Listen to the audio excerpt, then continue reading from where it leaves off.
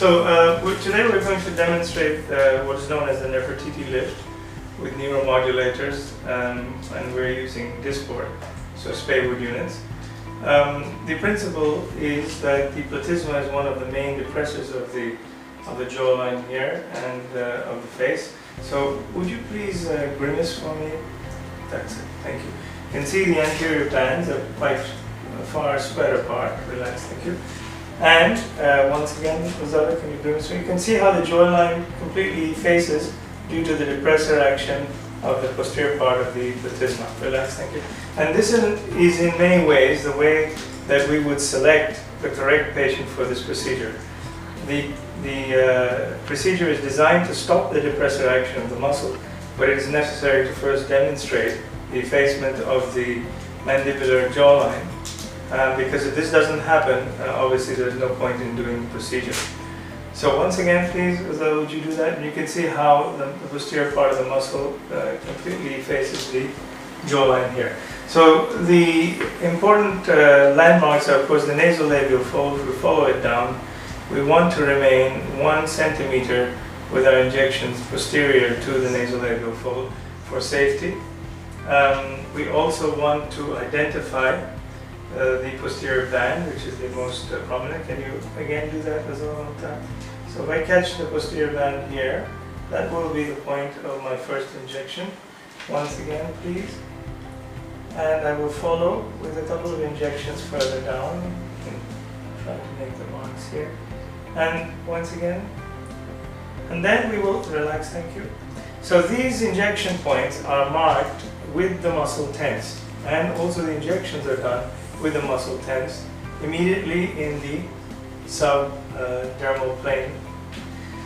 The remainder of the injections, if we palpate the jawline, we want to stay under the mandible and go backwards with another 2 to 3 injections, no more than a total of 20 units of Botox or 50 units, Spaywood units of Dysport, in order to prevent side effects.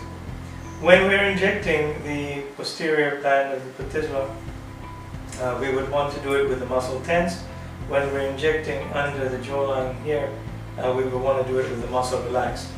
The needle should be orientated backwards towards the angle of the mandible, and all the injections should be placed just subdermal, or at the deepest level will be just under the dermis. Can you make the muscle tight again? So here we're going to start with a small injection. Sorry, close. Okay. Once again.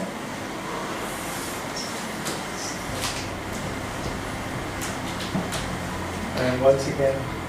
Well done.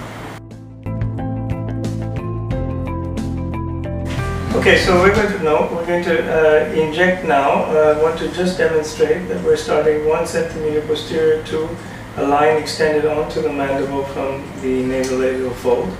We must make sure we're 1 centimeter behind that. We ask the patient to grimace. Can you grimace, my dear? Once again. There's our anterior bands. This is the posterior band. This is the highest point of the posterior band, where I'm going to place 10 units immediately in the subcutaneous, rather in the subdermal plane. Once again, my dear. And go below that, we're using smaller units. So we have to, while the patient is grimacing, place the injection of half unit. And so we've now completed the injections in the posterior platysmal band. For the remainder of the injections, which are under the mandible, the direction of the needle should be pointing towards the angle of the mandible. However, as I'll be blocking your view, I'm going to continue in this fashion, being careful to inject the images. Sorry about that. Okay, can you grimace once again? That's it. Thank you. Relax, thank you. And one last one. And that's it. Now, once again, if you grimace. So we've now placed a total of 50 units of Spaywood units in each side. Once again, ready if you grimace. So you can see the anterior platysmal bands here, which we're not going to inject at the same time. For safety's sake, it's better to do the posterior part of the Nefertiti lift and not concentrate on the anterior bends just yet. And